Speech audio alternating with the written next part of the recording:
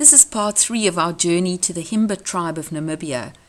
Please watch all 6 parts of the series to learn about this ancient culture of perfumery in a very dry and arid desert part of Africa. This is the route we must take. At first glance, I think it's completely impossible to get up this mountain over these rocks and boulders.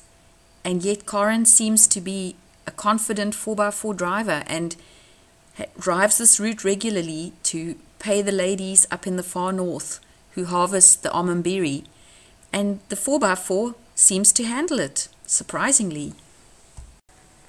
We make it over the mountain and then head out into the plains. We come across a temporary Himba village and decide to stop and take a look.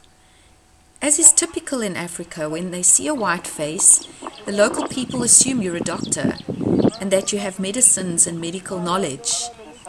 They begin to tell us of their stomach ailments and of a little boy in the village who got slightly burnt from the campfire. Himba dogs are there only to eat feces, so they are not to be petted with.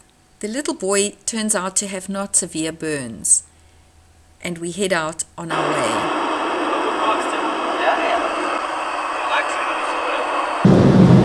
What a vast and barren place. It is stark in its tranquility and its sense of desolation. Corin is very sensitive about driving in the previous vehicle's tracks and not creating visual pollution as we go. We travel through dry riverbeds and keeping to the tracks of the vehicle in front of us, occasionally stopping to climb up and survey the scene and to see from whence we've come. For 4 days in the Kunene we travel like this, seeing probably only another 4 cars and lots of wild animals, and of course the Himba. We stop next to this rocky outcrop, and this is our sleeping point for the night. We unpack the camp chairs and a cold drink and relax, weary travelers having driven 8 or 9 hours through very trying conditions. We prepare supper and sit down to watch the beautiful desert sunset. This is our bed for the night, under the stars. It just doesn't get better than this. In the morning, George and I take a walk into the nothingness. On the road again, and we come across another temporary Himba village. These ladies have all the time in the world and they are busy unlocking their hut. They very kindly let us look inside their hut and also demonstrate for us how the Himba women use the almond-berry into cow fat and make their perfume, which they spread on their bodies. They put the butterfat, the milk, into these gourds, and then spend hours and hours rocking the gourd over a branch of a tree until it actually becomes butterfat.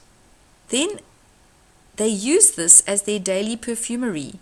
They put a hot coal in, put the almond-berry onto the hot coal, and then add in their hematite, the red oxide which they smear on their skins, and then help each other to smear this wonderful smelling ointment on their skins. Look in the top left hand corner and you'll see a basket cone shaped item.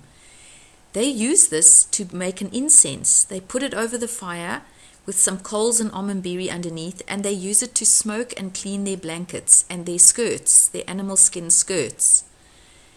Here she is, locking her house again. I was so surprised that these women have absolutely no body odor, in degrees of upwards of 40 degrees Celsius. They don't have water to wash with, and yet the almond-berry keeps them smelling fresh. And so the end of another glorious day in Namibia.